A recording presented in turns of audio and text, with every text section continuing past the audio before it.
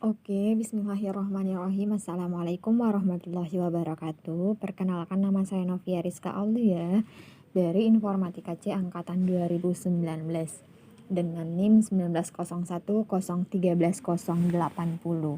Oke, di video kali ini saya akan menjelaskan di sini saya akan menjelaskan mengenai paradigma OOP.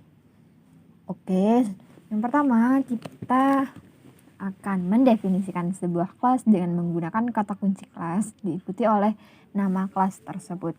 Seperti pada layar di sini ada contoh class name, ada yang namanya class body. Oke, class body ini terdiri dari semua pernyataan berupa atribut, fungsi, dan data dari kelas. Oke, adapun contoh kelas di sini kita menggunakan nama kelas sederhana .py. Oke, di sini kita menggunakan kelas karyawan seperti pada layar, ada jumlah karyawan, ada tampilan jumlah dan lain sebagainya. Oke, di sini ada kelas karyawan. Variabel jumlah karyawan adalah variabel kelas yang dibagi ke semua instansi atau objek dari kelas ini. Variabel ini bisa diakses dari dalam atau luar kelas dengan menggunakan notasi titik karyawan titik jumlah karyawan. Ada juga metode init, adalah metode konstruktor, yaitu metode khusus yang digunakan Python untuk menginisialisasi pembuatan objek dari kelas tersebut. Fungsi-fungsi di dalam kelas disebut metode. Sama dengan fungsi pada umumnya, hanya saja harus ada argumen pertama bernama self. Pada saat pemanggilan fungsi, argumen ini otomatis ditambahkan oleh Python. Kita tidak perlu menambahkannya pada saat memanggil fungsi. Adapun instansiasi objek, untuk membuat objek dari sebuah kelas, kita bisa memanggil nama kelas dengan argumen sesuai dengan fungsi init pada saat kita mendefinisikannya. Seperti pada layar, ada karyawan 1 dan karyawan 2. Selanjutnya kita akan mengakses atribut objek. Kita bisa mengakses atribut objek dengan menggunakan operator titik. Variabel kelas bisa diakses dengan menggunakan nama kelasnya. Seperti karyawan 1, karyawan 2, kemudian ada print total karyawan. Dan selanjutnya kita akan melihat hasil contoh tadi. Di sini ada nama Sarah dengan gaji 1 juta. Kemudian ada nama Budi dengan gaji 2 juta. Dan di sini ada total karyawan sama dengan 2 karena ada nama Sarah dan Budi. Oke, selanjutnya kita akan mengubah atribut objek. Masih pada tadi mengubah atribut objek.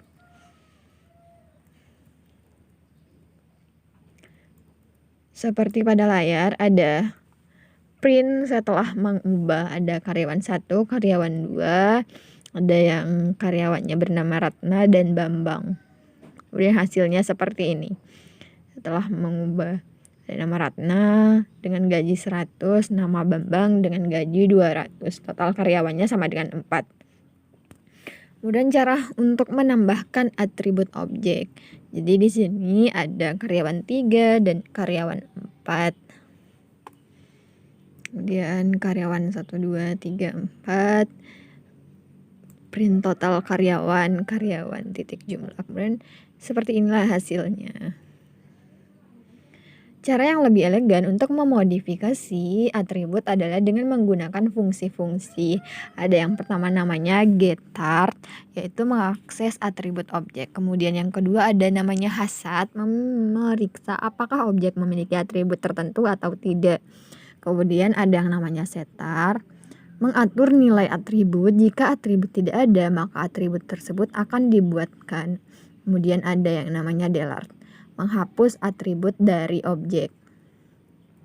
Seperti pada layar, jadi di sini kita menggunakan cara yang tadi, cara yang lebih elegan untuk memodifikasi fungsi-fungsi. Seperti pada layar, dan hasilnya akan seperti ini. Hasilnya sesuai dengan gaji Bambang tidak ada.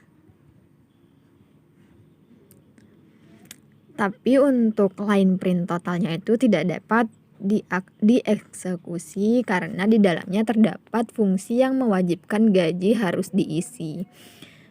Kemudian ada atribut kelas built-in.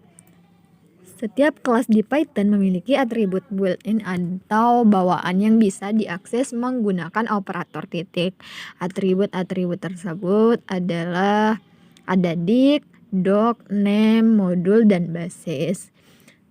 Dict ini atau dictionary yang berisi namespace dalam kelas. Doc ini mengakses string dokumentasi dari kelas. Name ini nama kelasnya. Untuk modulnya itu nama modul tempat kelas didefinisikan. Nilai atribut ini di mode interaktif adalah main. Ada basis.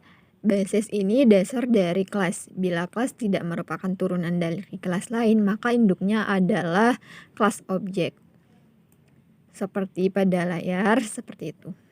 Kemudian ada cara penghancuran objek atau pengumpulan sampah. Python menghapus objek yang sudah tidak terpakai secara otomatis untuk menghemat memori. Proses ini disebut dengan pengumpulan sampah. Pada saat referensi terhadap objek sudah 0, maka Python akan otomatis menghapus objek tersebut. Seperti pada contoh. Pada contoh di sini ada penghancuran objek. Ini contoh penggunaan destruktor ya. Seperti ini, maka poinnya sudah dihancurkan. Kemudian ada pewarisan inheritansi kelas. Kita bisa menurunkan karakteristik sebuah kelas di kelas baru dibandingkan dengan membuat kelas dari awal. Turunannya disebut kelas anak atau child class dan mewariskannya disebut kelas induk atau parent class. Seperti pada layar di sini sintaknya pewarisan memiliki sintak. Sintaknya seperti ini, kelas sub kelas name, kemudian ada kelas body. Maka hasilnya seperti ini, kelas induk ada menggunakan def init, ada parent method, ada set, ada get. Untuk kelas anaknya itu ada def init dan def child method untuk memanggil metode anak. Hasilnya seperti ini. Hasilnya seperti pada layar. Kemudian dengan cara yang sama kita bisa mewariskan beberapa induk ke satu anak. Seperti pada layar ada kelas A, kelas B, dan kelas C. Adapun metode overriding, kita bisa mengabaikan fungsi dari kelas induk di dalam kelas anak. Alasannya untuk melakukan overriding adalah karena kita memodifikasi atau mengubah metode yang sudah diturunkan dari kelas induk di dalam kelas anak. Seperti pada contoh di sini ada kelas induk dan kelas anak. Maka hasilnya seperti ini, memanggil metode anak. Kemudian ada namanya overloading operator. Kita bisa mendefinisikan metode ADD dalam kelas kita untuk melakukan penjumlahan vektor dan kemudian operator plus akan berfungsi sesuai kehendak dari kita. Seperti pada contoh. Di sini ada vektor 1 dan vektor 2. Vektor satunya itu ada vektor 5,10 dan vektor 2-nya ada vektor 4 min 2. Dan hasilnya seperti ini. Vektor 98. Kemudian menyembunyikan. Kemudian ada yang namanya menyembunyikan data atau data hiding. Sebuah atribut objek bisa dibuat terlihat ataupun tersembunyi dari luar kelas. Adapun caranya dengan memberi nama atribut dengan diawali tanda underscore 2 kali. Dengan begitu atribut tersebut tidak akan dapat tampak dari luar kelas seperti pada contoh. Seperti pada layar. Tapi di sini ada kesalahan di line 12. Kemudian selanjutnya Python melindungi atribut tersebut dengan mengubah namanya. Kita bisa mengakses atribut seperti itu dengan format objek class name, attr name seperti pada layar. Kemudian hasilnya akan muncul seperti ini.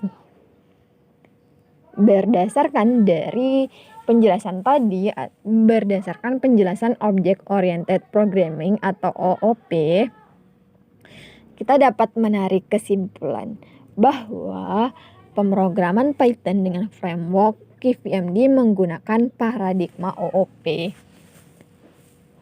Kemudian intinya kelas anak mewarisi atribut dari kelas induk dan kita bisa menggunakan atribut tersebut seolah atribut itu didefinisikan juga di dalam kelas anak. Kelas anak juga bisa menimpa data dan metode dari induknya dengan data dan metodenya sendiri.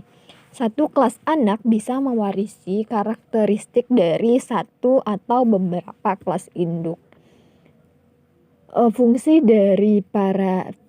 di dalam paradigma OOP itu dibungkus di dalam suatu kelas. Oke, sekian dan terima kasih. Mungkin hanya itu yang bisa saya sampaikan. Lebih kurangnya saya minta maaf. Wabillahi taufiq wal hidayah. Wassalamualaikum warahmatullahi wabarakatuh.